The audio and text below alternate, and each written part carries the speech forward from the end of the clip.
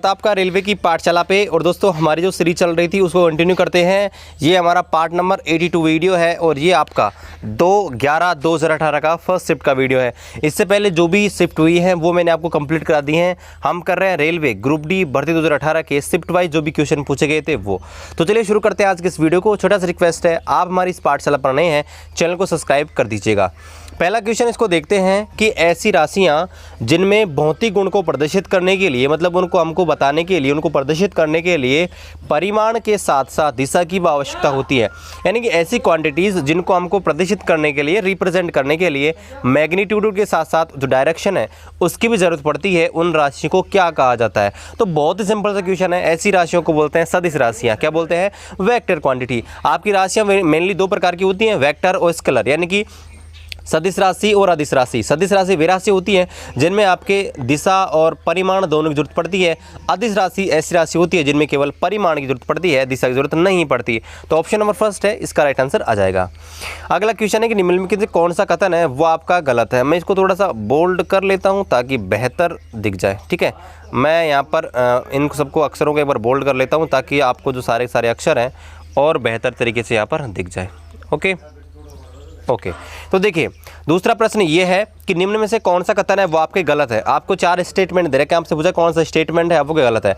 पहला कथन दे रखा है कि वस्तु का जो भार होता है ध्रुवों पर मैक्सिमम होता है और विषुवत रेखा पर क्या होता है? न्यूनतम होता है। बिल्कुल सही है, ये बात बिल्कुल ही सही है। यानी कि आपका जो वेट होता है वो आपका जो पोल्स होते हैं उन पर मैक्सिमम होता है, लेकिन इक्विडोर पर, अच्छा यहाँ पर इक्विडोर है, यहाँ पर मिस है तो मैं इक्विडोर यहाँ पर लिख देता हूँ। ठीक है, तो देखिए आपको पहला कथन है वो बिल्कुल सत्य है, क्योंकि आपका जो भार होता है ना W, वो डिपेंड करता है W बराबर mg पर। अब आपका जो g है, गुरुत्वीय त्वरण होता है, वो आपका अधिकतम होता है कहाँ पर? ध्रुवों पर, है ना, पोल्स पर मैक्सिमम होता है, इसलिए पहला कथन बिल्कुल सही है। दूसरा आपको दे रखा है कि वस्तु का जो भार होता है वो ध्रुवों पर न्यूनतम होता है, ये कथन आपका बिल्कुल ही गलत है, क्योंकि आपको होता है W बराबर होता है mg। अब g का मान होता है ना वो पोल्स पर अधिकतम होता है, जबकि आप बोला ध्रुव पर न्यूनतम होता है। दूसरा कथन आपका गलत हो गया।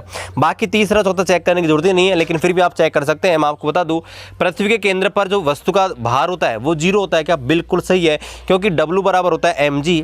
अब g का मान जो होता है ना, g का गुरुत्वीय त्वरण का मान, वो पृथ्वी के केंद्र पर 0 होता है। क्यों होता है? उसका कारण ये होता है कि आपका गुरुत्वीय त्वरण होता है g, उसका मान होता है Gm/r², ये होता है ना। अब देखिए r क्या होती है? r होती है कि पृथ्वी की सतह से दूरी, यानी कि पृथ्वी के जो केंद्र होता है उससे दूरी, उसको बोलते हैं r। अब r पृथ्वी के केंद्र से अगर हम केंद्र पर ही ज्ञात करेंगे तो r का मान हो जाएगा 0, इसलिए आपके पृथ्वी के केंद्र पर गुरुत्वीय त्वरण होता है, उसका मान क्या होता है? 0। जबकि चौथा कथन है वो आपका बिल्कुल सही है। चौथा कथन आपको दे रखा है कि भाई पृथ्वी किसी वस्तु को अगर ऊपर की ओर ले जाएंगे तो उसके भार में कमी हो जाती है, ये बिल्कुल सही है। ठीक है गाइस, तो ये आपका आ जाएगा इसका सही आंसर, ऑप्शन नंबर सेकंड। अगला क्वेश्चन है कि निम्न में से कौन सा कृमि होता है जिसके कारण फील पांव रोग हो जाता है? फील पांव रोग आप जानते हैं, हाथी पांव रोग, मैंने आपको पहले ही बता दिया था। फील पांव रोग में क्या हो जाता है? हमारा जो पैर हो जाता है वो सूजकर मोटा हो जाता है, फूल जाता है। ठीक है, तो ये आपका होता है फाइलेरिया। आपने सुना होगा फाइलेरिया कृमि होता है, फाइलेरिया वर्म। इसकी वजह से आपका जो हाथी पांव होता है इसको एथलीट फूट भी कहते हैं। क्या बोलते हैं इसको? इस रोग को एथलीट फूट भी कहा जाता है। फाइलेरिया कृमि की वजह से ये रोग आपके होता है। अगला क्वेश्चन है कि जिस प्रकार मनुष्य है वो स्तनपायी ग्रुप से संबंधित है, उसी प्रकार सांप है वो किससे रिलेटेड होगा? वैसे ये एनालॉजी क्वेश्चन है लेकिन साइंस से रिलेटेड है, इसलिए इसको भी कर लेते हैं। तो ये पर देखिए मनुष्य है वो आपके स्तनपायी ग्रुप में आते हैं, मेमल्स में आते हैं। तो उसी प्रकार आपके सांप है ना, स्नेक होते हैं, वो आपको होता है किस में आते हैं? रेप्टाइल्स के अंदर, है ना, सरीसृप के अंदर आते हैं। Option number 4। देखते हैं अगला प्रश्न, देखते हैं अगला क्वेश्चन। ये कह रहा है कि एक बैटरी है वो किसी बल्ब को प्रकाशित करती है। मतलब आपके पास कोई बैटरी है और वो बैटरी अपनी जो ऊर्जा है वो बल्ब को दे रही है और बल्ब क्या हो रहा है? प्रकाश दे रहा है ना। तो इस प्रोसेस में, इस प्रक्रिया में ऊर्जा का रूपांतरण है किस प्रकार से हो रहा है? मतलब कौन सी ऊर्जा में कन्वर्ट हो रही है? तो आप देखिए खुद आप बता सकते हैं कि भाई आपकी एक बैटरी होती है, बैटरी में आपके रासायनिक ऊर्जा होती है। कौन सी होती है? बैटरी में रासायनिक ऊर्जा होती है केमिकल एनर्जी। ठीक है, लेकिन आपकी जो बैटरी है वो किसी बल्ब को जलाती है ना, किसी बल्ब को प्रकाशित करती है, तो अपनी जो एनर्जी है उसको जब देती है तो उसको जो अपनी एनर्जी देगी वो कौन सी देगी? विद्युत ऊर्जा के रूप में, क्योंकि आपका बल्ब है वो तो विद्युत ऊर्जा ग्रहण करेगा ना। आपका जो बल्ब है वो आपके विद्युत ऊर्जा को ग्रहण करके और प्रकाश ऊर्जा में कन्वर्ट करेगा। तो यहाँ पर बोला है कि भाई बैटरी जो है, बैटरी ने अपनी एनर्जी वो बल्ब को दी, ठीक है। लेकिन आगे जो हुआ उससे मतलब नहीं है, बैटरी ने अपनी ऊर्जा है वो बल्ब को दे दी और बल्ब है वो प्रकाशित हो गया। तो ये पूछे कि इस प्रोसेस में आपका ऊर्जा रूपांतरण कैसे होगा, तो बल्ब ने अपनी जो रासायनिक ऊर्जा है वो आपकी बैटरी है, बैटरी ने अपनी रासायनिक ऊर्जा है, केमिकल एनर्जी है, वो आपके बल्ब को दी और बल्ब ने जो आपकी एनर्जी है वो विद्युत ऊर्जा के रूप में ग्रहण की है। तो यहाँ पर ऑप्शन नंबर आपका सेकंड है वो सही आंसर आएगा कि भाई रासायनिक ऊर्जा थी बैटरी की, उसको आपके बल्ब ने ग्रहण किया किस रूप में, विद्युत ऊर्जा के रूप में। ठीक है, ये भी आपको ध्यान रखना है। इस प्रश्न में आपको कन्फ्यूज हो सकता है कि सर बल्ब है वो ग्रहण करेगा और इसको प्रकाश ऊर्जा में बदलेगा, आगे की प्रोसेस है। लेकिन आपको ये ध्यान रखना है कि आपकी जो बैटरी है वो उसमें रासायनिक ऊर्जा पाई जाती है, रासायनिक ऊर्जा को ग्रहण करेगी और आपका जो बल्ब है उसको ग्रहण करेगा किसके रूप में, विद्युत ऊर्जा के रूप में। तो ये आपका आंसर जाएगा ऑप्शन नंबर सेकेंड। क्वेश्चन है कि एक निश्चित तापमान पर जो वायु का दाब होता है वो किसके समानुपाती होता है। तो आपको पता होगा जो आपका दाब होता है ना, किसी वस्तु पर जितना दाब लगाते हैं उसके आकार में उतनी क्या हो जाती है, आपके कमी हो जाती है। और ये स्पेशली आपके जो गैस होती है उन पर लागू होता है। यानी गैस का अगर आप प्रेशर बढ़ाते हो तो उनका डेंसिटी होता है, घनत्व बढ़ता है, और अगर उनका दाब घटाते हो तो डेंसिटी होती है वो कम होती है। तो इसका आंसर आ जाएगा घनत्व, यानी कि डेंसिटी है वो अगर हम वायु का दाब क्या होते हैं बढ़ाते हैं तो बढ़ती है और घटाते हैं तो घटती है। तो इसलिए क्या होगा, ये समानुपाती होती है। अगला क्वेश्चन है कि निम्न में से किस में गड़बड़ी के कारण या किसकी परिशुद्धता में गड़बड़ी होने के कारण आपकी जो बैलिस्टिक मिसाइल होती है वो आपकी विफल हो जाती है। यानी कि बैलिस्टिक मिसाइल जो होती है, मिसाइल क्या होती है आपकी एक निश्चित, मान लो आप लोकेशन सेट कर देंगे कि यहाँ जाकर अब उसका टारगेट है वो आपने सेट कर दिया, तो वहीं जाकर वो अपने टारगेट पर पहुँच जाती है मिसाइल। लेकिन क्या होता है कई बार आपके कुछ कमी हो जाती है जिसकी वजह से आपकी जो बैलिस्टिक मिसाइल है वो विफल हो जाती है। उसका कारण ये होता है, मेन जो कारण होता है वो होता है वायु का प्रतिरोध। ठीक है, यानी कि वायु का प्रतिरोध होता है, इसकी वजह से आपका जो मिसाइल है वो फेल हो जाती है।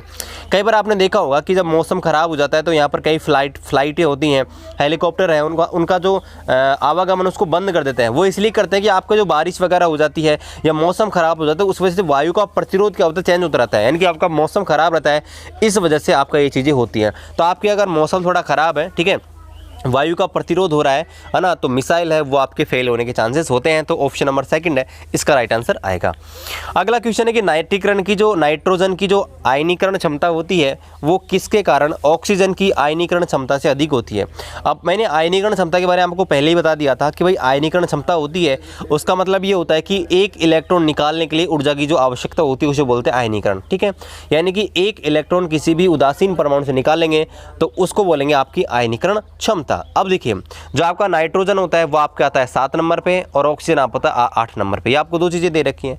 अब आपके नाइट्रोजन का इलेक्ट्रॉन विन्यास आप लिखेंगे, इसका होता है 1s2, इसका होता है 2s2, इसका होगा 2p3, है ना, हो गए 2 2 4 और 3 7। आप ऑक्सीजन का लिखेंगे, यह आएगा 1s2, 2s2 और 2p4।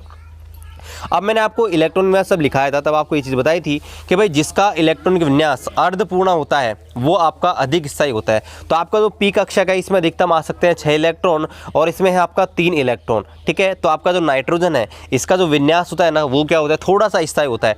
इस वजह से यहाँ से इलेक्ट्रॉन निकालना थोड़ा कठिन होगा, इसलिए जिसका कारण होगा कि भाई नाइट्रोजन की जो आयनीकरण क्षमता है उसका मान ऑक्सीजन से ज़्यादा होता है। इसका कारण ये है कि यहाँ पर आपका आधा भरा हुआ पी कक्षक होता है। ऑप्शन नंबर 4 है इसका राइट आंसर आ जाएगा। अगला क्वेश्चन है कि कौन सा जीव होता है वो विखंडन यानी कि फ्रेगमेंटेशन के द्वारा प्रजनन करता है। तो मैंने आपको पहले ही जो अलैंगिक जनन है वो आपका पूरा करा दिया है, जो भी 6-7 विधियां हैं सारी मैंने आपको कंप्लीट करा दी हैं विद एग्जांपल। तो आप उस वीडियो को देख सकते हैं, नहीं देखा है तो बायोलॉजी मैंने बहुत सारे वीडियो ऑलरेडी डाल दिए हैं, फिजिक्स आपकी ऑलरेडी मैंने लगभग कंप्लीट करा दी है और केमिस्ट्री भी अप्रोक्स आप कंप्लीट करा दी है। 1-2 वीडियोज़ होंगे वो आपको जैसे टाइम मिलेगा मेरे को मैं आपको डालता रहूँगा। तो आपका जो स्पाइरोगाइरा है ना, ये इसका राइट आंसर आ जाएगा। स्पाइरोगाइरा है वो इसका राइट आंसर जाएगा। इसमें आपको फ्रेगमेंटेशन के द्वारा इसमें आपके प्रजनन होता है। अगला क्वेश्चन ये है कि 3 प्रतिरोधक हैं, 3 रेजिस्टेंस है, 5 ओम, 6 ओम और 4 ओम के। अगर इनको एक सीरीज में एक आपके श्रेणी क्रम में जोड़ दिया गया है तो आपसे पूछा है कि इसका कुल प्रतिरोध है वो यहाँ पर क्या होगा। तो देखिए मैं आपको पहले ही फिजिक्स में बताया था कि आपका अगर सीरीज क्रम में जुड़े हैं तो यहाँ पर कुल प्रतिरोध होता है R बराबर R1 plus R2 plus R3। लेकिन अगर आप ये आपके किस में जुड़े हैं, आपके समांतर क्रम में जुड़े हैं तो इनका सूत्र होता है 1/R 1/R1 plus 1/R2 plus 1/R3। तो यहाँ पर आपके श्रेणी क्रम में जुड़े हैं तो डायरेक्ट जोड़ देंगे 5 + 6 + 4 यानी कि 15 ओम है, इसका राइट आंसर आ जाएगा। अगला क्वेश्चन है कि निम्न में से किसकी तुलना सैनिक से की जा सकती है। अब देखिए, हमारे जो सैनिक होते हैं वो हमारी बॉर्डर पे रक्षा करते हैं, ठीक है। इसी प्रकार से हमारे शरीर में कुछ कोशिकाएं पाई जाती हैं जो हमें बीमार होने से रोकती हैं। हमारे शरीर की क्या कहलाती हैं? सैनिक कहलाती है, हमारे शरीर की आर्मी कहलाती है। तो वो आपकी होती हैं श्वेत रक्त कणिकाएं, यानी कि WBC श्वेत रक्त कणिकाएं होती हैं। वह हमारे शरीर की आर्मी होती है, हमारे शरीर की होती हैं फोर्स होती हैं जो हमें बीमार होने से बचाती हैं। तो ऑप्शन नंबर 4 है इसका राइट आंसर आ जाएगा। अगला क्वेश्चन है कि कार्य होता है वो किस पर डिपेंड नहीं करता। अब देखिए, कार्य होता है ना, आपको मैंने पहले बता दिया कार्य क्या होता है कि अगर किसी दिशा में हमने बल लगाया और बल लगाने पर उसी दिशा में विस्थापन हो गया तो उसे बोलते हैं आपका कार्य, यानी कि W बराबर होता है FS cos थीटा। तो डिपेंड किस किस के ऊपर करेगा भाई? बल के ऊपर डिपेंड कर रहा है, फोर्स के ऊपर यानी कि बल और विस्थापन पर डिपेंड कर रहा है, cos थीटा यानी कि बल और विस्थापन के बीच कोण पर भी डिपेंड करता है, लेकिन आपके संवेग है उस पर निर्भर नहीं करता। तो ऑप्शन नंबर 4 है इसका राइट आंसर आ जाएगा। अगला क्वेश्चन है कि निम्न में से किसका उपयोग प्रति अम्ल के रूप में करते हैं। पहली बात भाई, प्रति अम्ल होते क्या है? एंटी एसिड इनको बोलते हैं, एंटीसिड। क्या बोलते हैं? एंटीसिड। तो यहाँ पर इंग्लिश थोड़ा सा गलत है, इसको मैं सही कर लेता हूँ।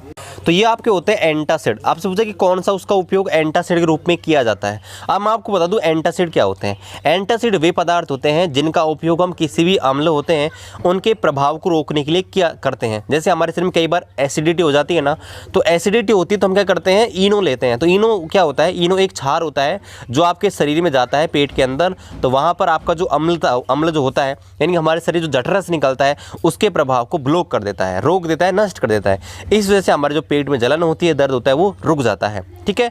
तो आपको बताना कि ये जो ऑप्शंस है इनमें किसका उपयोग आपके प्रति अम्ल के रूप में करते हैं। तो इसका आंसर आ जाएगा सोडियम हाइड्रोजन कार्बोनेट जो होता है NaHCO3। इसका जो जलीय विलयन होता है ना वो आपका क्षारीय होता है। आपका जो सोडियम हाइड्रोजन कार्बोनेट है अगर इसको पानी में घोलते हैं तो आपका एक क्षारीय होता है, ठीक है।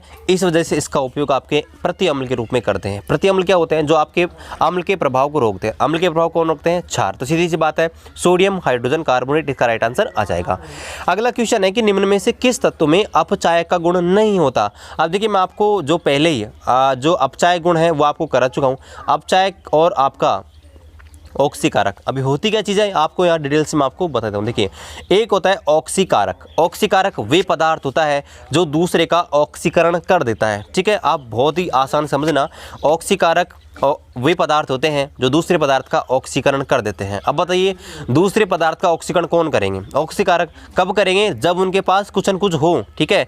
यानी कि जो आपके ऑक्सीकरण की जो परिभाषा है ना उसको आपको ये सेटिस्फाई करेंगे। ऑक्सीकरण क्या मतलब क्या होता है? ऑक्सीकरण की 5 परिभाषाएं होती है, मैंने आपको पहले बताई थी। एक तो आपकी वही ऑक्सीजन का जुड़ना ऑक्सीकरण कहलाता है। दूसरा, हाइड्रोजन का हटना ऑक्सीकरण कहलाता है। तीसरा, किसी भी ऋणायन का जुड़ना ऑक्सीकरण कहलाता है। चौथा, किसी धनायन का हटना ऑक्सीकरण कहलाता है। और 5वां आपको बताया था इलेक्ट्रॉन के लेने और देने के आधार पर। ये आपकी 5 प्रकार की परिभाषा होती है ऑक्सीकरण और अपचयन की, ठीक है। अब इसमें कैसे लगाएंगे? देखिए, आपका जस्ता है Zn+2 होता है, आपका सोडियम होता है Na+, और कार्बन भी आपका इसमें दोनों चीज़ें होती है प्लस और माइनस। तो जो भी धनायन होते हैं ना वो आपके क्या होते हैं? अपचायक के गुण रखते हैं, ठीक है। जो भी आपके धनायन होते हैं सारे के सारे अपचायक के गुण रखते हैं, लेकिन जो आपके सारे ऋणायन होते हैं वो आपके ऑक्सीकारक के गुण रखते हैं। ये आपको सीधी ट्रिक मैंने आपको बता दी कि भाई जो भी ऋणायन है वो आपके ऑक्सीकारक के गुण रखते हैं और जो धनायन है वो आपके अपचायक के गुण रखते हैं। तो जो क्लोरीन है वो आपका ऋणायन होता है, ये एक प्रकार का आपका ऑक्सीकारक होता है। प्रश्न में यही पूछा है कि निम्न में से कौन सा अपचायक का गुण नहीं रखता। तो क्लोरीन है वो एक अपचायक का गुण नहीं रखता, वो एक ऑक्सीकारक गुण रखता है। तो ऑप्शन नंबर 4 है इसका राइट आंसर आ जाएगा। अगला क्वेश्चन है कि निम्नलिखित में से कौन सा एक पादप हार्मोन नहीं है। तो देखिए, मैं आपको पादप हार्मोन पहले ही करा दिए हैं और आपको बताया था ऑक्सीन होता है, जिब्रेलिन होता है, एब्सिसिक एसिड होता है, लेकिन एड्रीनलिन होता है वो तो पुरुषों में पाया जाता है, मतलब हमारे मनुष्यों में पाया जाता है एड्रीनलिन। इसको आपका जो इमरजेंसी हार्मोन इसको कहा जाता है, इमरजेंसी आपातकालीन हार्मोन इसको बोलते हैं एड्रीनलिन, ठीक है। अगला क्वेश्चन है कि निम्न में से किस उत्तक होता है उसमें आपके समवहनी बंडल पाए जाते हैं, ठीक है, जिनमें वस्कुलर बंडल पाए जाते हैं। तो मैंने आपको जो उत्तक पढ़ाया था तब आपको बताया था कि जाइलम और फ्लोएम होते हैं, उनमें आपके वस्कुलर बंडल पाए जाते हैं, समवहनी बंडल आपके पाए जाते हैं। और मैंने आपको उत्तक वाला चैप्टर है कंप्लीट करा दिया है। उत्तक से जो भी क्वेश्चन आपके बनेंगे सारे आपके हो जाएंगे। तो उस वीडियो को आप देखना चाहते हैं तो इस वीडियो खत्म होने के बाद इधर आई बटन में लिंक दे दूंगा, आप यहाँ से उसको देख सकते हैं। अगला क्वेश्चन है कि एक वस्तु में 1500 जूल की ऊर्जा है, ठीक है, एक वस्तु है उसमें 1500 जूल की एनर्जी है, यदि उसका द्रव्यमान 15 किलो है तो बताइए ये कितनी ऊंचाई पर स्थित है। अब देखिए अगर एनर्जी दे रखी है ना तो सीधी सी बात, अगर वस्तु की ऊंचाई दे रखी है तो इसकी जो ऊर्जा है वो कौन सी होगी, आपके स्थितिज ऊर्जा। तो स्थितिज ऊर्जा है पोटेंशियल एनर्जी है, इसका मान आपको दे रखा है 1500 जूल। एम का मान दे रखा है 15, जी का मान आपको दिया है या नहीं दिया आप 10 मान लीजिए, और एच का मान ज्ञात करना, ये बराबर आपका 1500 हो जाएगा। ठीक है, ये 0 से ये 0 गया, 15 से ये 15 गया, क्या बच गया 10। एच बराबर आ गया 10 मीटर। तो इसका आंसर आ जाएगा कि आपकी जो वस्तु है 10 मीटर की हाइट पर स्थित है। अगला क्वेश्चन है कि आपका विविधता किसे कहते हैं, डाइवर्सिटी किसे कहते हैं। अब देखिए विविधता का मतलब होता है कि एक आपका कोई भी जीव होता है, एक कोई प्रजाति होती है, उसकी अलग अलग वेराइटीज़ का मिलना, जिसको बोलते हैं विविधता। मतलब आपके कोई भी चीज़ होती है ना, उसकी अलग अलग मात्रा मिलना। जैसे आप बाज़ार में आम लेने जाओगे, आपको बहुत प्रकार के आम मिल जाएंगे। आप गोभी लेने जाओगे, गोभी आपको बहुत प्रकार की मिल जाएगी। तो ये जो होती है ना, इनको बोलते हैं विविधता। मतलब आपका कोई भी पदार्थ होता है वो अलग अलग रूपों में मिलता है ना, उसे बोलते हैं विविधता।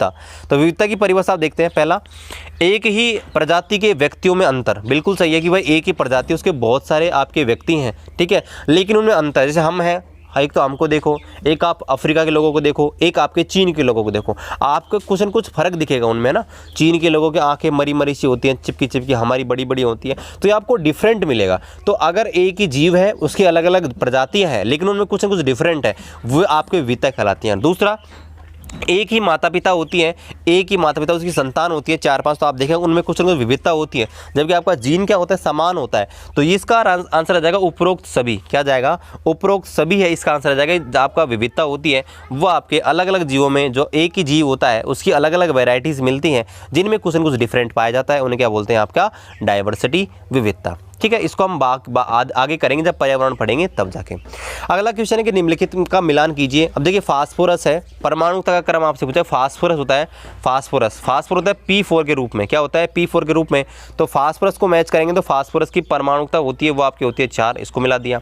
ओजोन की होती है 3, ओजोन को ऐसे मिला दिया। ऑक्सीजन की होती है 2, इसको मिला दिया। लेकिन परमाणुता क्या चीज़ है, तो इसलिए इस क्वेश्चन में थोड़ा सा एरर था, इस वजह से इस क्वेश्चन को रेलवे ने नेगलेक्ट कर दिया था। लेकिन मैं आपको बता दूं इस क्वेश्चन को कैसे करना था अगर सही होता तो, कि आपसे पूछा था कि भाई परमाणुता के हिसाब से जो आपका जो निम्न आपको दिए गए हैं इनको आप मिलान कीजिए। तो आपका फास्फोरस होता है, उसकी परमाणुता होती है, आपके फास्फोरस में 4 अणु फास्फोरस के होते हैं, तो P4 रूप में पाया जाता है, तो आंसर जाएगा 4। ओजोन आपका O3 के रूप में पाया जाता है, इसलिए इसकी परमाणुता हो जाएगी 3, ऑटोमिसिटी। ऑक्सीजन होता है O2 के रूप में, इसका आंसर आ जाएगा 2। तो इस प्रकार से सही करना था, लेकिन यहाँ पर थोड़ा सा मिस्टेक दे रखा था, इसलिए इस क्वेश्चन को रेलवे ने नेगलेक्ट कर दिया था। अगला क्वेश्चन है कि किसी वस्तु में मौजूद पदार्थों की मात्रा है उसको क्या कहा जाता है। कोई पदार्थ है ना, उसमें आपकी कोई वस्तु है, उसमें कितने पदार्थ की मात्रा है, उसे क्या कहा जाता है, तो उसको बोलते हैं आपका द्रव्यमान। मैंने आपको द्रव्यमान और आपका वेट है दोनों में आपको बताया था। द्रव्यमान और वेट जब पढ़ाया था आपको फिजिक्स में, तब आपको बताया था कि आपका कोई पदार्थ है ना, कोई वस्तु है, उसमें कितने पदार्थ हैं, कितनी उसकी मात्रा है, क्वांटिटी कितनी मिली हुई है, उसकी मात्रा को उसका आपको बोलते हैं द्रव्यमान यानी कि मास। अगला क्वेश्चन है कि गैस का कौन सा गुण उन्हें सुवाह्य बनाता है। सुवाह्य का मतलब होता है कि भाई एक अवस्था से दूसरी अवस्था में कन्वर्ट करना, है ना। तो आपको पता होगा, मतलब उनके कणों में चेंज कर सकते हैं, पास पास ला सकते हैं, दूर दूर ला सकते हैं। तो आपको पता होगा गैस के कणों में संपीड्यता का गुण पाया जाता है, कॉम्प्रेसिबिलिटी का गुण पाया जाता है। मतलब आप दाब डालकर उसके आयतन उसको कम ज़्यादा कर सकते हैं, ठीक है। तो ये आपसे पूछा कि गैस में कौन सा गुण पाया जाता है जिसकी वजह से वो सुवाह्य होती है, मतलब उसके आयतन को कम ज़्यादा कर सकते हैं। तो ऑप्शन नंबर सेकंड है वो इसका राइट आंसर आ जाएगा, ठीक है। अगला क्वेश्चन है कि पृथ्वी की सतह से h ऊंचाई पर एक वस्तु स्थित है। एक तो पृथ्वी से h ऊंचाई पर है, एक पृथ्वी से h गहराई में है, मतलब आपकी ये सरफेस है, ठीक है। तो एक तो हम इसको h ऊंचाई पर ले जाएं, है ना, कोई निश्चित हाइट पर, और एक इसको नीचे गहराई में ले जाएं। तो आपसे पूछा है कि भाई जो गुरुत्वाकर्षण इस पर लगेगा, ग्रेविटेशनल एक्सेलरेशन लगेगा, वो आपका किस प्रकार से होगा यदि पृथ्वी की जो त्रिज्या है वो आपका बहुत ही कम है, ठीक है। अब देखिए मैं आपको एक चीज़ पहले बता दूं, ठीक है, कि अगर हम पृथ्वी से नीचे की ओर जाते हैं तो ग्रेविटी जो होती है ना उसका मान क्या होता है, बढ़ता है। लेकिन अगर हम ऊपर की ओर जाते हैं तो ग्रेविटी का मान क्या होता है, घटता है। वो इस वजह से होता है क्योंकि पृथ्वी के केंद्र पर ग्रेविटी 0 होती है, क्योंकि जो आपका ग्रेविटी का सूत्र होता है वो होता है G = Gm/r², ठीक है। तो आर जो होता है ना वो आपके इसके केंद्र से दूरी होती है। तो ये दूरी जैसे जैसे बढ़ती जाएगी ना वैसे वैसे आपका गुरुत्वीय त्वरण होता है उसका मान क्या होता है, कम होता जाता है, कम होता जाता है। तो मैं आपको ग्राफ दिखा देता हूँ एक बार, ठीक है, फिर आप इसको समझ जाएंगे। तो यहाँ पर देखिए ये आपका ग्राफ है। अगर हम किसी सरफेस से, किसी पृथ्वी से अगर किसी हाइट पे जाएंगे ना, तो और हाइट से जाएंगे ना, हाइट से ऊपर, एक तो पृथ्वी की गहराई में जाएंगे, एक हाइट पर जाएंगे, तो इस प्रकार से चेंज होता है।